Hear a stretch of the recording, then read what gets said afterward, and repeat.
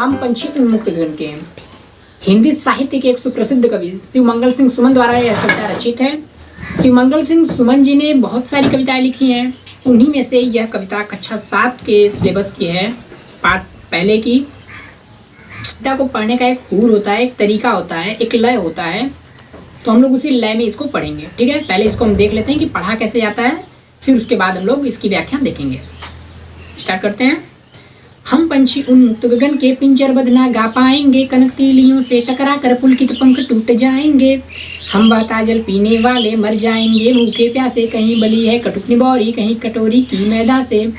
स्वर्ण श्रृंखला के बंधन में अपनी गति उड़ान सब भूलें, बस सपनों में देख रहे हैं तरुकी फुनगी पर के झूले। ऐसे थे अरमान की उड़ते, नीले नभ की सीमा पाने, लाल किरण सी चोंच खोले, चुगते तारक अनार के दाने। होती सीमाहीन क्षितिज से इन पंखों की होड़ा होड़ी, या तो छिद्र मिलन बन जाता या तंती सांसों की डोरी। नीड़ न दो चाहे टहनी का, आश्रय छिन्न भिन्न कर डालो, लेकिन पंख दिए हैं तो आकुल उड़ान में विघ्न न डालो। ठीक है, हम लोगों ने इसका लय देख लिया, तरीका देख लिया पढ़ने का। अब इसकी व्याख्या देखते हैं। देखिए, पंछी कहते हैं, पंछी कहते हैं। ठीक है, कौन कहता है? शिवमंगल सिंह सुमन जी कहते हैं कि पंछी कहते हैं। देखो, ये विचार शिवमंगल सिंह सुमन जी के ही हैं, लिखा शिवमंगल सिंह सुमन जी ने ही है, लेकिन पंछी कहते क्या है, उनके मन से उनका भाव जो है वो ही स्पष्ट करते हैं। कहते हैं कि हम पंछी उन्मुक्त गगन के, पिंजर बंधना गा पाएंगे, कनक तीलियों से टकराकर पुलकित पंख टूट जाएंगे। पंछी शिवमंगल सिंह सुमन जी जो इस कविता के कवि हैं, वह कहते हैं कि पंछी कह रहे हैं कि हम जो हैं आजाद गगन के हैं। उन्मुक्त मतलब आजाद, गगन मतलब आसमान, पिंजरबद्ध, पिंजर प्लस बद्ध, पिंजरा में बंद, पिंजरबद्ध मतलब पिंजरा में बंद, गा पाएंगे मतलब उड़ान भर पाना। कनक तीलियों से टकराकर पुलकित पंख टूट जाएंगे। कनक मतलब होता है सोना, तीलियों मतलब होता है छड़, टकराकर मतलब लड़ करके, पुलकित मतलब कोमल, पंख मतलब पर, टूट जाएंगे मतलब बिखर जाएंगे।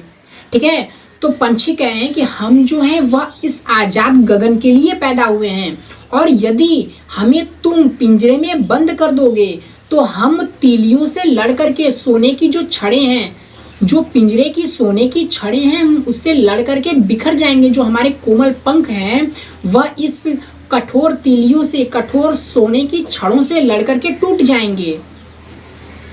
दूसरा पैरा देखते हैं कि हम बहता जल पीने वाले मर जाएंगे, भूखे प्यासे, कहीं भली है कटुक निबौरी, कहीं कटोरी की मैदा से। पंछी कह रहे हैं कि हम, देखो पहले में था कि पंछी कह रहे हैं कि हम आजाद गगन के लिए पैदा हुए हैं, हम प्रकृति की शोभा बढ़ाने के लिए पैदा हुए हैं, इसलिए हमें पिंजरे में बंद मत करो, क्योंकि अगर हमें तुम पिंजरे में बंद कर दोगे तो हम अपनी गान को, हम अपनी उड़ान को, जो कि हमारी स्वाभाविक है, हम उसे भूल जाएंगे। कनक तीलियों से, सोने की छड़ों से टकरा करके जो हमारे कोमल पंख हैं, इस कठोर छड़ों से टकरा करके वह टूट जाएंगे, बिखर जाएंगे, अगर तुम हमें पिंजरे में बंद कर दोगे। दूसरे में कहते हैं कि हम जो पंछी हैं वह बहता जल पीने वाले हैं। बहता जल पीने वाले मतलब कि जहां पानी रुका हुआ नहीं है, अर्थात नदियों का, झरनों का, तालाबों का, यहाँ पानी चलता रहता है ना, तो उस वहां का जल पीने वाले हैं। पंछी कह रहे हैं कि हम वहां का जल पीते हैं जहां पर पानी ठहरा हुआ नहीं है। मर जाएंगे भूखे प्यासे, और यदि तुम हमें उससे दूर कर दोगे, अर्थात हमें तुम पिंजरे में ही एक कटोरी में पानी दे दोगे, तो हम भूखे प्यासे मर जाएंगे, अर्थात यह हमें शोभा प्रदान नहीं करेगा, क्योंकि हम तो बहता जल पीने वाले हैं, तो हम भूखे प्यासे मर जाएंगे। कहीं भली है कटुक निबौरी, कहीं कनक कटोरी की मैदा से। कहीं भली है मतलब ये कंपेयर कर रहे हैं, शिवमंगल सिंह सुमन जी कंपेयर कर रहे हैं किससे? कटुक मतलब होता है कड़वा, निबौरी मतलब नीम का फल, नीम, जो नीम का पेड़ होता है ना, उसका जो फल होता है छोटा छोटा गोल गोल होता है, उसके फल को कहते हैं निबौरी। ठीक है, कटुक मतलब होता है कड़वा, कनक मतलब सोना बताएं, कटोरी मतलब कटोरा, मैदा मतलब तो जानती हो मैदा होता है। तो वही कहते हैं कि कहीं भली है, कितनी अच्छी है वह नीम का कड़वा फल, जो कि हमें तुम सोने की कटोरी में, पिंजरे में बंद करके देते हो। देखो, कवि कहते हैं कि पंछी कह रहे हैं कि हम जो हैं वो पिंजरे में बंद होकर के वह सोने की कटोरी में मैदा खाना पसंद नहीं करेंगे, हमें उससे कहीं ज़्यादा अच्छा लगता है नीम का कड़वा फल। नीम के टहनी पे बैठ करके वह कड़वा फल खाना हमें बहुत अच्छा लगता है, कहीं भली कितना अच्छा लगता है उसके कंपेयर में, उसकी तुलना में जो कि तुम सोने की कटोरी में मैदा करके हमें एक पिंजरे में बंद करके दे देते हो। ठीक है, इसकी व्याख्या फिर से देख लो कि हम बहता जल पीने वाले मर जाएंगे भूखे प्यासे, कहीं भली है कटुक निबोरी कहीं कटोरी की मैदा से। अर्थात कि कवि कहते हैं कि पंछी कह रहे हैं कि हम जो है बहता जल पीने वाले हैं, अर्थात हम नदियों का झरनों का जल पीने वाले हैं। और अगर तुम हमें एक सोने की छड़ों में, सोने की दीवारों में, सोने की पिंजरे में बंद करके अगर हमें तुम सोने की कटोरी में मैदा भी दोगे तो हमें वह पसंद नहीं आएगा, उससे कहीं ज्यादा अच्छा हमें नीम का कड़वा फल खाना लगता है। स्वर्ण श्रृंखला के बंधन में अपनी गति उड़ान सब भूले, बस सपनों में देख रहे हैं तरु की फुनगी पर के झूले। स्वर्ण श्रृंखला के बंधन में, स्वर्ण मतलब होता है सोना, श्रृंखला मतलब होता है जंजीर। ठीक है, बंधन में अपनी गति उड़ान सब भूले, गति मतलब तेजी, उड़ान सब भूले, बस सपनों में देख रहे हैं तरु की फुनगी पर के झूले। तरु मतलब होता है पेड़, ठीक है, फुनगी मतलब पेड़ का सबसे ऊपरी भाग, ठीक है, जो एकदम पतला सा होता है, कोमल सा होता है, उसकी बात कर रहे हैं। कवि कहते हैं कि पंछी कह रहे हैं कि हमें सोने की जंजीरों में तुम बंद कर देते हो, जिससे कि हम अपनी गति और उड़ान को भूल चुके हैं, भूल जाते हैं, और बस हम उस पिंजरे में बैठ करके अपने सपनों में ही देख रहे हैं कि पेड़ की सबसे ऊपरी टहनी पर बैठ करके हम अपने परों से झूले झूल रहे हैं। ठीक है, क्या कहते हैं कि सोने की छड़ों में, सोने की दीवारों में, सोने के पिंजरे में तुम हमें बंद कर दिए हो, जिससे कि हम अपनी गति और उड़ान को भूल चुके हैं, और हम बस सपनों में ही, उस पिंजरे में बैठे बैठे सपनों में ही देख रहे हैं कि हम पेड़ के सबसे ऊपरी भाग पर, ठीक है, फुनगी पर बैठ करके अपने परों से झूले झूल रहे हैं। ऐसे थे अरमान की उड़ते, नीले नभ की सीमा पाने, लाल किरण सी चोंच खोले, चुगते तारा कनार के दाने। फिर कवि कहते हैं, क्या कहते हैं कि ऐसे थे अरमान की उड़ते। देखो, अरमान मतलब होता है इच्छा, ठीक है, नीले मतलब नीला, नभ मतलब आसमान, सीमा मतलब सीमा, लाल किरण सी चोंच खोले, चुगते तारा कनार के दाने। चुगते मतलब खाते, तारक मतलब तारे, अनार एक विशेष फल होता है, फल को कहते हैं अनार, ठीक है, अनार का फल जो होता है उसी को अनार कहते हैं। दाने मतलब दाना, समझते हो। तो देखिए, पंछी कह रहे हैं कि हमारे ऐसे अरमान थे, हमारी ऐसी इच्छा थी कि इस आसमान की सीमा को हम पा लेते उड़ते उड़ते। अर्थात पंछी कह रहे हैं कि हम उड़ते उड़ते वहां तक चले जाते हैं जहां यह आसमान का सीमा खत्म होती है, आसमान की सीमा जहां खत्म होती है हम वहां तक पहुंच जाते हैं। अपने लाल चोंच को खोले, पंछियों की जो चोंच होती है वह लाल होती है, इसीलिए कहते हैं कि अपने लाल चोंच को खोले हुए इस आसमान की सीमा तक पहुंच जाते हैं, और जो तारे हैं, जो तारे आकाश में टिमटिमा रहे हैं, उनको अनार के दाने समझ करके चुग लेते हैं, अनार के दाने समझ करके चुग लेते हैं उस तारों को। ऐसे अरमान हैं किसके? पंछियों के। होती सीमाहीन क्षितिज से इन पंखों की होड़ा होड़ी, या तो क्षितिज मिलन बन जाता या तंती सांसों की डोरी।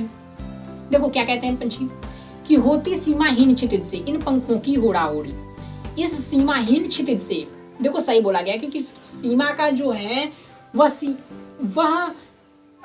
सीमाहीन ही है, मतलब क्षितिज जो है वह सीमाहीन ही है। अर्थात कि सीमाहीन मतलब जिसकी कोई सीमा ना हो।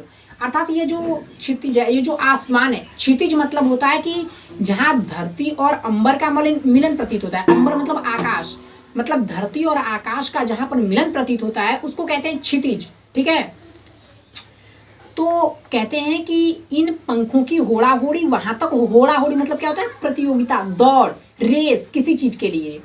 तो कहते हैं इन पंखों से हमारी प्रतियोगिता होती कि हम इस सीमाहीन क्षितिज जो है उसको हम पा लें। ठीक है, और या तो क्षितिज मिलन बन जाता, या तो जहां धरती और आकाश मिलते हैं वहां हम पहुंच जाते, मिलन बन जाता, वहां हम पहुंच जाते, और या तो हमारे सांसों की डोरी तन जाती अर्थात रुक जाती, हम मर जाते हैं। ठीक है, पंछी कह रहे हैं कि यह जो सीमाहीन क्षितिज है वहां तक हम अपने परों से प्रतियोगिता करते हुए या तो वहां तक पहुंच जाते और या तो हमारे सांसों की डोरी थम जाती, अर्थात हम मर जाते हैं। तो देखो सीमा तो सीमाहीन तो है ही है, क्षितिज जो है सीमाहीन है ही है, तो वहां तक वो पहुंच कैसे पाएंगे। अर्थात वो कहते हैं कि लेकिन उन्हें पाने की ललक है, उन्हें पाने की इच्छा है, इसलिए वह कहते हैं कि हम सीमाहीन क्षितिज को या तो पा लेते हैं और या तो हम मर जाते हैं। लास्ट पैराग्राफ देखिए क्या है। नीड़ न दो चाहे टहनी का आश्रय छिन्न भिन्न कर डालो, लेकिन पंख दिए हैं तो आकुल उड़ान में विघ्न न डालो। क्या कहते हैं, नीड़ न दो चाहे टहनी का। नीड़ मतलब कि घोंसला, ठीक है, नीड़ मतलब घोंसला।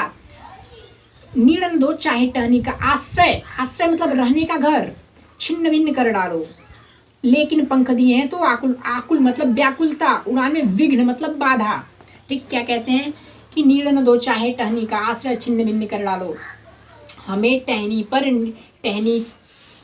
पर घरों को बनाने के लिए भले ही मत दो, हमें जो है टहनियों पर घर बनाने के लिए भले ही मत दो, अर्थात मतलब मत दो, और बल्कि ये कर दो कि हम जो घर बनाए हैं टहनियों पे, पेड़ों पे, उसे भी छिन्न भिन्न कर दो। छिन्न भिन्न मतलब तोड़ फोड़ कर दो। लेकिन अगर हमें पंख दिए हैं ईश्वर ने तो हमें उड़ने दो, हमें उड़ने दो। हमारी जो व्याकुलता है उड़ान को लेकर के, जो हमारे अंदर है, जो हमारा स्वभाव है, उड़ना हमारा स्वभाव है, तो हमारी व्याकुलता को मत रोको, हमें उड़ने दो और इस सीमाहीन क्षितिज को पा लेने दो। क्या कहते हैं, फिर से देख लो कि नीड़ न दो चाहे टहनी का, हमें टहनी पर घर बनाने मत दो, घर बनाने मत दो, बल्कि जो हमने घरों को बनाए हैं उसे भी तोड़ फोड़ कर डालो, उसे भी तोड़ फोड़ कर दो। लेकिन अगर हमें पंख दिए हैं, लेकिन अगर प्रभु ने, ईश्वर ने, भगवान ने, ईश ने अगर हमें पंख दिए हैं तो हमें उड़ने दो, हमारी उड़ान में विघ्न मत डालो। अर्थात हम इस सुंदर प्रकृति का शोभा बढ़ाने के लिए पैदा हुए हैं और इस सुंदर प्रकृति में ही हमें रहने दो। हमें अपने घरों को शोभान्वित करने के लिए अपने घरों में ला करके एक सोने की छड़ों में, पिंजरे में बंद करके खाना पानी मत दो। हमें सोने की छड़ों में बंद मत करो, हमें खुले आसमान में छोड़ दो, हम वहीं अच्छे लगते हैं। हमें उड़ने दो, हमारे अंदर उड़ान को लेकर के बहुत व्याकुलता है, हमें उड़ने दो और हमें अपने घरों में बंद मत करो। यह कविता शिवमंगल सिंह सुमन द्वारा रचित है। धन्यवाद। उम्मीद है आप लोगों को समझ आ गई होगी।